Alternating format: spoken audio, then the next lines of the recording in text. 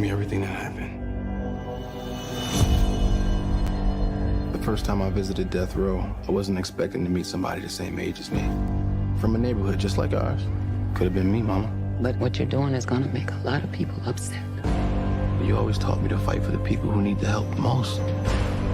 Your life is still meaningful, and I'm gonna do everything possible to keep them from taking it.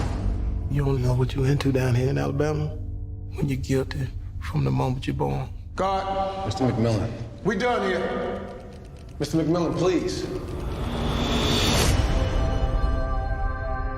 I was just about to give up when I got a call from a Harvard lawyer looking to start a legal center for inmates on death row. I was in before he even offered me the job. You the lawyer? Yes, ma'am. Thank you so much for driving all the way out here. Most lawyers barely make time to call. I can't believe you talked to all my people and said you're gonna fight for me. I did. It mean a lot. If you go digging in those wounds, you're gonna be making a lot of people very unhappy. When people care about a thing that much, they'll do anything to get what they want. When I first learned about all this, it was like looking at a river full of drowning people and not having any way of helping them.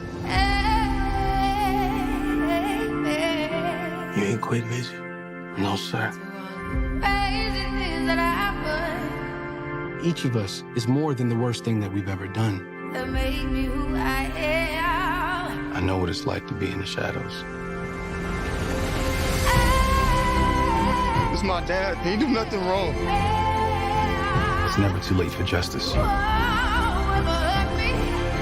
You're the only one kid enough to fight for me. If we can look at ourselves closely, we can change this world for the better. We all need grace. We all need mercy.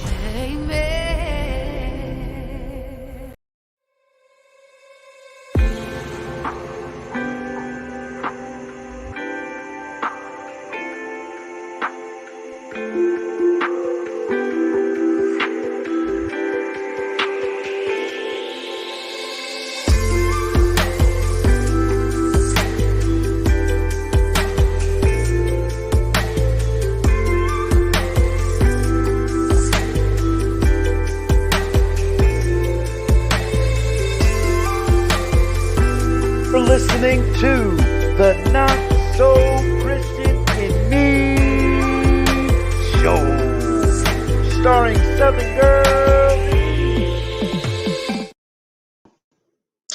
Hello, you guys are tuned into the Not So Christian to Me show, and today we have another great show. Today's guest has been featured in several movies such as Project Power, in which you just saw a little clip, well, you actually saw a clip from Just Mercy. We're also going to play a clip later in the show because I had some technical difficulties. We're going to play a clip from Project Power, in which he was featured in. Also, he didn't stop there. He kept moving. He kept going up the ladder, and he was featured in several TV shows such as Queen Sugar and NCIS New Orleans. You heard me, baby? Without further ado, please help me welcome actor CJ LeBlanc in the building. Hey. How you guys doing? Happy to be here. I'm doing good. Thank you so much for being our special guest. Thank you. So how? Right. So how's your day? Going pretty well. Just working out. Pumping a little bit. Yeah. Now let's backtrack. Before you started making movies and stuff, tell us about how it all transitioned from, growing up in Spring, Texas, going all the way out to LA. Walk us through that transition. Well, my birthplace was actually New Orleans, Louisiana. I'm in New Orleans. Oh, okay. Mm-hmm. And I didn't know that. Due to Katrina, I traveled to Texas. Spent a little time in Dallas. We spent much more time in Houston, in Spring, Texas. Went to high school in Westfield High School, and then I followed up by going to college at SFA. And it was that first year following freshman year. I went to New Orleans to actually meet my biological father, and it so happened that there was a film production being filmed right next to his house, and I was curious walked on set, you know, try to figure out what I could do to get on set. Because I was just curious at the time. I didn't exactly know if it was something I wanted to do. I just knew I should it piqued my curiosity, and I should appease my curiosity. So I walked on the set, met the right people. They told me what to do to start off as an extra, as a background actor. Okay. And that's how I actually stepped into the film industry. Which movie was that? American Ultra. I will never forget the experience. Okay. Okay. Wow. How was that experience being an extra? It was blissful. As the years went by, of course, I craved more. You know, as an extra, I got to experience the lead actors, the supporting actors. I could watch from the background what they would do. So I actually came up doing theater. I did theater plays, community plays. So, you know, I thought I already had a little something, but theater acting and film acting are two very different ball games. So It is. experience of being an extra and watching the leads do their thing, it motivated me to want to, you know, step into their shoes. And so I did. Right. Now, so after you got your little feet wet being an extra, what was your next step to like furthering your career in acting? Thankfully, I met some good people. Shout out Erica Michelle. I always tell her I'm gonna shout her out. She really established my foundation in the industry, both representing me as an agent and coaching me on film acting. So she helped my feet wet truly. My first game was Trumbo. I forget the year, but beautiful film about Dalton Trumbo. And I was actually booked it as a featured extra. So there was initially no dialogue. I was just there to be seen. And on set, the director I was supposed to be studying with Elle Fanning, fellow actress in the scene. And the director presented the book Black Boy and asked if either one of us had read the book. I said, yeah, I read that in high school, like a while ago. He asked me if I knew any quotes, if I remembered any quotes from the book. And I remembered something specific towards the end. So I went to the end, found it, and I read it aloud to him. And he said, cool. When I rolled the camera, I was like, okay, for real? Yeah. Like right now? Yeah. Yeah, and that was actually my very first experience with a film where I had dialogue. And following that, I did NCIS New Orleans as a co-star initially. Season 1. And that was fun. But the guest star role I did recently was definitely much more entertaining. So are you still one of the cast members on NCIS New Orleans? For season 7 and season 1, I'm part of the cast, yes, ma'am. Okay. Well, you probably know one of the writers, Miss Talisha Rags, right? Yeah, probably if I seen her face. You see her face, yeah, because she's one of the one of my good friends. She's one of the writers on there. So yeah, if you see her face, you're gonna say, "Oh yeah, I know who that is." Cool. So you're doing NCIS New Orleans, and then you did Just Mercy. So tell us about Just Mercy. How did that come about? So far, that has been your biggest. It was the biggest learning experience I had in the industry. I auditioned for it, and I thought I had a really good audition. A month passed, not to hear anything. Like, toss it to the side, move on, audition for the next thing. And next thing I know, my agent calls me, and she's like, the director wants to Skype you for a callback. And I was like, okay, I thought we missed this one, but cool. And funny enough, he Skyped me, we talked, and I didn't even do the scene. He let me know that he was very interested in me. I was his number one choice, and he just basically wanted to get to know me.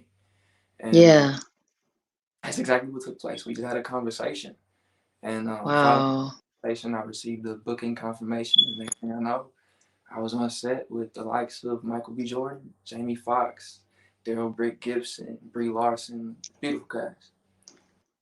So when you was talking on the phone with him, when you was on Skype with him, did you know the role that you was going to play at that time? Yes, ma'am.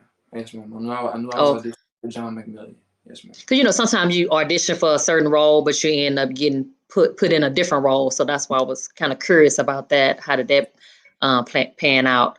Mhm. So how was it, working with these phenomenal actors, Michael B. Jordan, like you said, and Jamie Foxx? I mean, these some A-list celebrities. How was that experience? Like you said, you said earlier, like it was a big learning experience. So tell us about that whole experience and what resonated with you all the way to today. Oh, one of the cool parts acting wise is they always say it's different types of actors, it's method actors and types of that sort. So I still have yet to truly identify or classify myself as one of those types of actors. I'm just having fun. So, Yeah. it's really cool to see working with Michael B. Jordan. He's really in it. He just kind of, Oh yeah. when it's time to go, it's time to go. And even when it's time to step out, he's still just kind of in it. He's running through the puzzle in his head of, the choices to make. Jamie, which was the coolest experience for me, I felt like while working with Jamie, I honestly felt like I was working with an older version of myself. He has this switch. So the moment they say action, he's in it.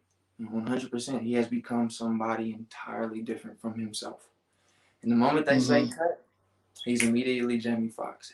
We could be crying, bawling. It could be the most saddest moment in the film. The moment they cut, he makes a joke. He breaks it. And I believe that's what it is. That's where the magic truly lies. That is And I've met Jamie Foxx several times, and I remember the first time I actually met him when he won his first Oscar, and we was in the elevator, and he was just so cool and down to earth, like I'm standing next to Jamie Foxx. He just won this Oscar, and he just so cool. So you got a piece of gum? I'll say, yeah, you can have all my gum. He was like so laid back and cool, and that's what I like about his personality. Fame did not change who he was as a person, and that speaks volume of him as a person as well as an actor. And that was really good for you to like really experience him in his in his zone.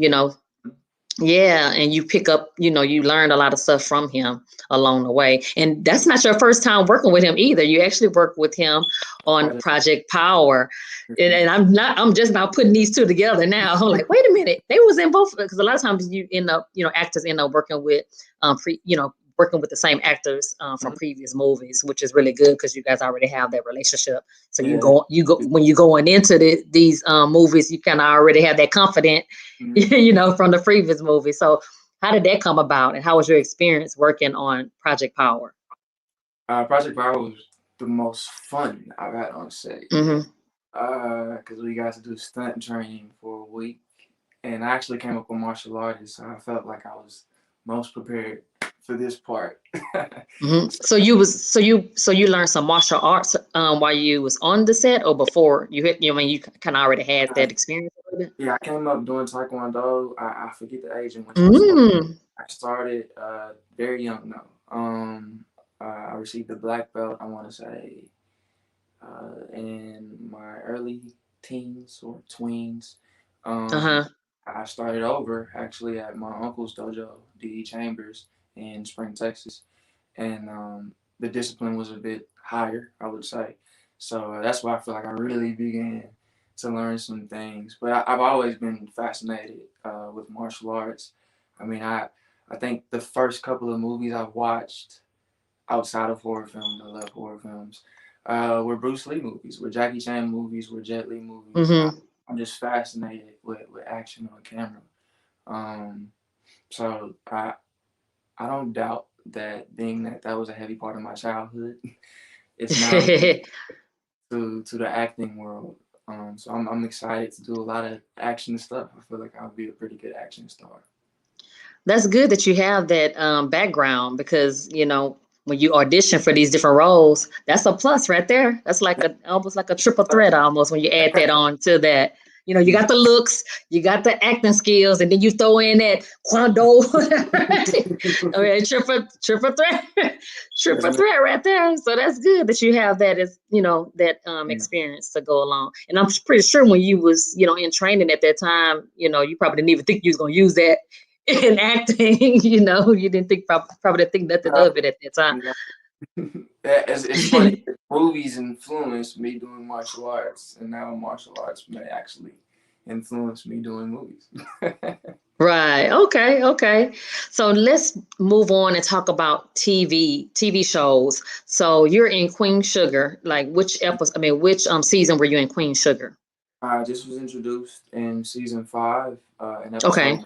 I'm also in episode 2, and I am Lucas. I play Lucas. I'm Micah's college roommate, college brother. I believe to come, college best friend. You know. Okay. So are you going to be in the next season as well? At the moment, it's under discussion for season 6. It's under discussion. That I will be around. Yes, ma'am. That's good because I've heard a lot about the show. I haven't watched it personally, but I've heard the ratings and I've heard the reviews, and I'm about to be a fan since I have somebody that's on the show, so I'm definitely going to tune in to watching Queen Sugar now since I know somebody that's actually on there. But that's so good. That is really good. When do Queen Sugar come on? Do you know, like it comes on I believe. Okay. It airs on Wednesdays, but season 5 just included, to my knowledge. So I want to say you'll be able to catch it on Hulu if it's not already on Hulu. Oh, okay, okay. Now NCIS New Orleans. Well, we talked about that a little bit. So you currently on there right now. Now how is it with the pandemic? Like, how has it been? That's one of the questions I've been wanting to ask all the actors in Hollywood.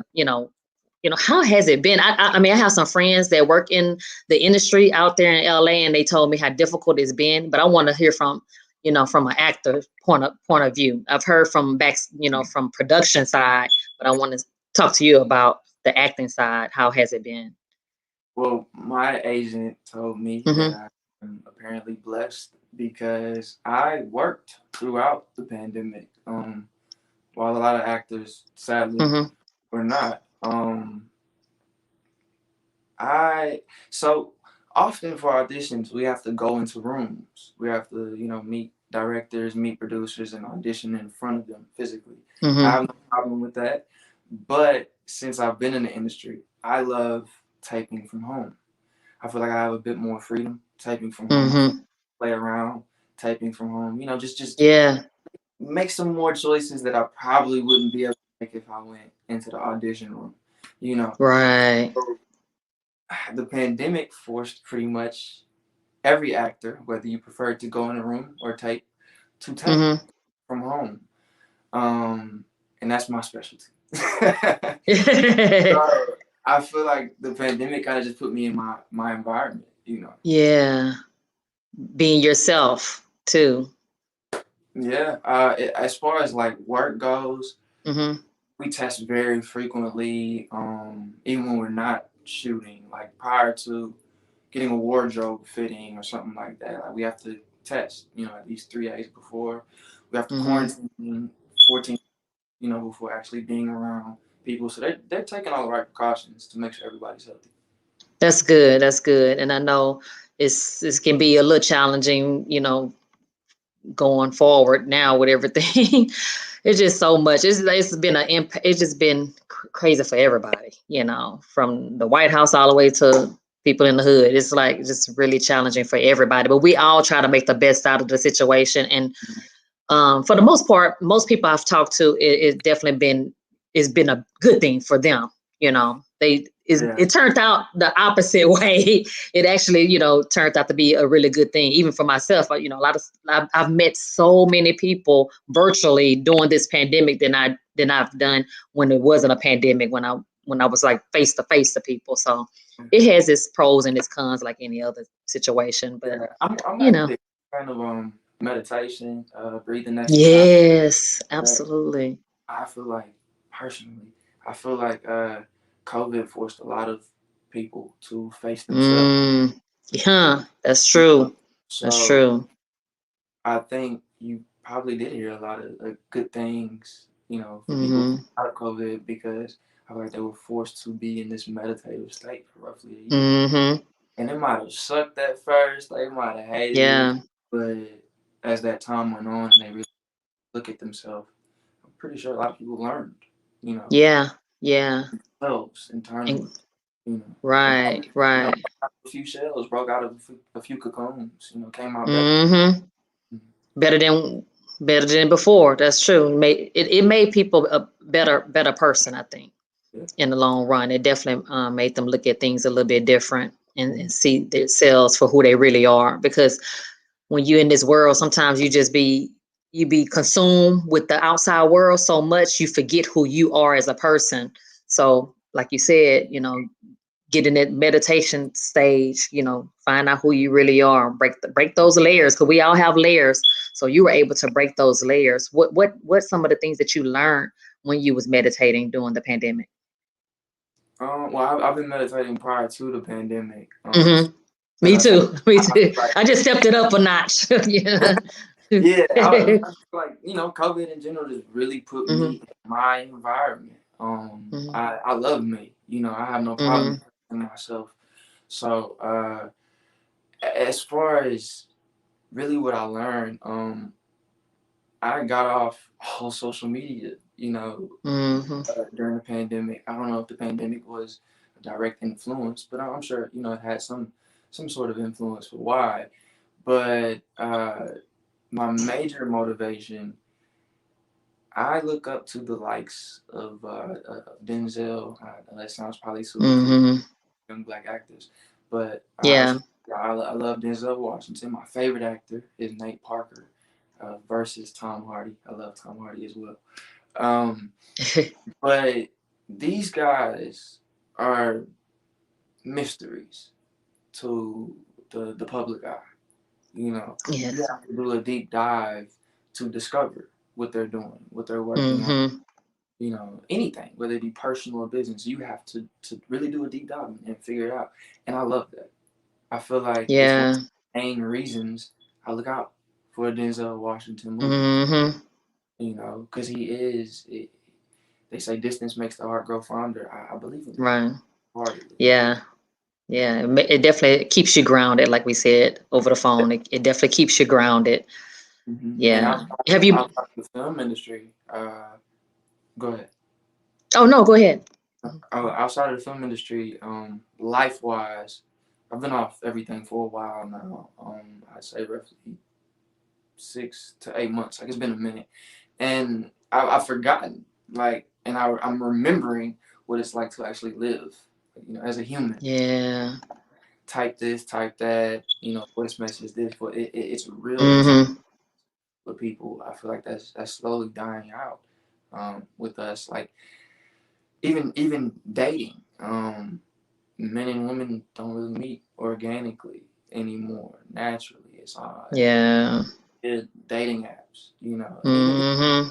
that's really And that sad. stuff don't be accurate a lot of times because they don't be really telling. They don't keep it real on there. They be But saying they of this course, and I'm that. gonna say my best self, my best attributes. I'm gonna try to get Yeah. yeah. It's the internet. You know, Yeah. Facebook, Instagram, Right. Twitter. But in person, looking someone eye to eye, you know, Mm-hmm. their energy, feeling their aura. That's a very different thing. Yes, it is. It is. Now, speaking of dating, are you dating? No, certainly not. All right, you guys heard that. You single ladies out there. He's single. He's single though. He's not dating, but he's single. So hey, you never know. I am, but I you am, know. I am a relationship man. I'm definitely relationship oriented. I just believe I'm in no rush. But I do believe, Okay. Okay. uh, you know, when I find someone that I feel connected to, someone I'm drawn to, and that type of energy is reciprocated, then I will 100% give it a chance. That's good. That's good. That's good. Definitely take your time. There's no rush. There's no rush because you're young, so you got plenty of time. So yeah, definitely take your time. Now let's backtrack on Denzel Washington. Have you met Denzel Washington? I haven't. I haven't. I That's haven't. okay, because you speaking it on the Not So Christian to Me show because you're gonna meet Denzel Washington. They're gonna play Yes, this back in probably this year. He might play this video back next year. I mean this year. And say, oh yeah, he did say he wanted to meet Denzel Washington. Well, funny he enough, said it on I'm a Not So Christian to Me show. funny enough, I'm actually more interested in working with Denzel as a Hmm. director, him being the director, than working Hmm. as an actor. every movie Denzel has directed has impacted me in some kind of way. Every film directed. Yes. Actually, one of my favorite films is The Great Debaters. That was a Denzel Washington Yeah. movie, and that was also my There introduction was. to Nate Parker, my favorite actor. So Okay. yeah, I believe he directs really beautiful films, but I don't doubt at all that our paths cross. They will definitely cross. Oh yeah, it would definitely cross paths. Put that, write that stuff down. People who you want to work with, write it down because I believe in manifestation and I believe in putting it out there in the universe and it shall come to pass. So definitely, you have all my blessings over here. So you will not only see Denzel Washington, you will be in a movie with Denzel Washington because I'm speaking life into your life, and that's what it's all about. Surrounding yourself with like-minded people that's willing to put life into your life, speaking things, good thoughts, good things into your life. So it's definitely going to happen. It's definitely going to happen. Now, what are you working on now? Tell us a little bit about that. So currently, the few things I can reveal. Okay. Well, yeah. A show entitled Long Slow Exhale. It will be Okay.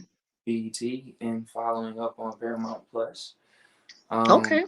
Grows too much, but I Yeah. believe if you were into Scandal, then you will. Uh-oh, this sounds like a juicy show. That's up my alley right there. I need to go get me some popcorn now. I'm ready for that. That's Yeah, good. Well, congratulations. Congratulations. Of course, keep me in the loop of everything so I can, promote it on my end and let people know, hey, please tune in to the show. I would definitely support you.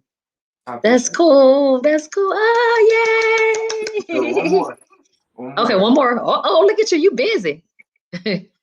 This one, I can't say the title, but Okay, don't say the title. I don't want to get you in trouble. So good. I ain't gonna get me in Okay. trouble. Yeah. Yeah. But it stars John Boyega from the Star Wars movie, and there's a Netflix Oh. should be coming out next year, Okay. possibly next summer towards the end of the year. I think it'll be hard to miss. It should be a pretty good watch. Okay, I'm looking forward to that one too. Yay! We got two on the books right now. Go ahead on. So we're gonna add two more once you get off the Not So Christian to Me show. Add two more. Make sure you text me. Say I got two more. Two more bookings. I'm hoping I can get that text this evening. Right. Exactly. So for anybody that's tuning in that would like to work with you in the near future or in the upcoming weeks or months, how can they reach you? I guess by way of your agent. Who should they reach out to? Yeah, shout out my agent. I should have did that. Yeah. So, Miss Cindy Hill Agency. For any young, particularly Black actors, whether male or female, don't contact her for advice because she probably won't respond. Right. Some foundational advice now. Get a headshot. Get a resume. Yeah. A resume. That stuff can be done. That's something that you can do. If you don't know what a headshot is, Google acting. Yes. Get a professional headshot. Format a resume. If you've been in theater plays, community plays, if you spent time at a conservatory, anything in relation to the arts, put it on your resume. Following that, get to submitting. Hop on Google, type in talent agencies, wherever you're located, and start submitting. If you submit to 100, 5 might respond. Out of that 5, 1 might take you on. That's so true. Just have diligence. If you really love this, if you love the craft, if you really about it. Yes. That is so true. I'm glad that you said that. Like, submit it to hundreds of people. Out of that 100, 5 people may respond. And when I moved to Los Angeles from Houston, I had this big production book. Before I even moved, I had a big production book, and I was trying to get an internship. And when I tell you, I went through like pages of production companies asking them, "Hey, do you guys need an intern? I'm moving to LA. I want to work at your production company. I need an internship." I kept getting no's or, not at this time. And I almost gave up, but I didn't give up. I kept going until I ended up landing an internship at Debbie Allen's Dance Academy in Los Angeles. And so happened the person that got me the internship, which is Talisha Rags, who is the writer on NCI New Orleans. And so it's amazing how the industry works. You know, you just never know who's there for you to really get you to that next level. And so, you know, I still shout her out all the time, because if it wasn't for her, I wouldn't be where I'm at today, because, you know, those little milestones got me to where I'm at. So whoever's tuning in right now, keep going. Just keep going. I feel like in this industry, that is the real test. It's not, you know, Yes. how after you are. I mean, of course, study your craft, get better. That's what you want to do. But it's just the diligence. I think the real test is if you come into this year one and nothing happens for you, are you gonna drop out year two? Yeah, Are you gonna submit to 100 more agencies? Are you gonna right. 100 more times and hear 98 more no's? You know, because Yeah. you never. Well, I take it back. You don't hear the no. They tell you no. You only hear the yes. So you know you audition 100 times and you hear 2 yeses. And 2 yeses mean more than you know. That's so true. That's so true. Never heard back. Didn't hear anything. And Yeah. also, don't be discouraged. You know, it's a numbers game. You know, you could really truly be a very talented actor, actress, and you could give the greatest performance in an audition. But it is so many different logistical things that go on. Yeah. Yeah. You know, as to where that didn't happen. Just know if you went in and you did what you were supposed to do, if you became, you know, something else, if you became a character, and that casting director, that producer saw that, you just gained a fan. That's a win. Even if you don't win, that's a win. That's the goal. Keep going. Don't give up. Keep going. And Christopher Newton, he said, "Will do." And also, he also said, "Congratulations, Young King." Thank you so much, Christopher Newton, for tuning in. Well, that's Pastor Christopher Newton. I want to make sure I don't mess that up. He's gonna call me out later, like it's Pastor Christopher Newton. Well, thank you so much, Pastor Christopher Newton, for tuning in. He also has a podcast as well, so he may want to reach out to you to interview you as well out there in Killeen, Texas. Okay. All right. All right. Let me see. Did he put anything? He just said blessings, family. All right. Thank you so much. Well, thank you so much, CJ LeBlanc. Thank you, thank you, thank you. This has been an absolute honor to have you on our show. Many blessings are on the way for you in 2021, 2022, and so forth. You have all of our support here at the Not So Christian and Me Show. Do you have any final thoughts before you go tonight? I honestly just want to share that energy with you. You know, as far as all your goals go, looking forward to, you know, 2021, 2022, 2023. You got it. Everything you put down, everything you got it. All right. Well, thank you so much. And I would like to thank all of our viewers and listeners here today. You guys, I want to thank you guys for your support. If you guys are interested in being a guest on the Not So Christian and Me Show, please follow us on Instagram and Facebook at the Not So Christian and Me Show. Until next time, remember that no matter what you guys are going through, stay blessed up. Peace. Bye. All right, y'all.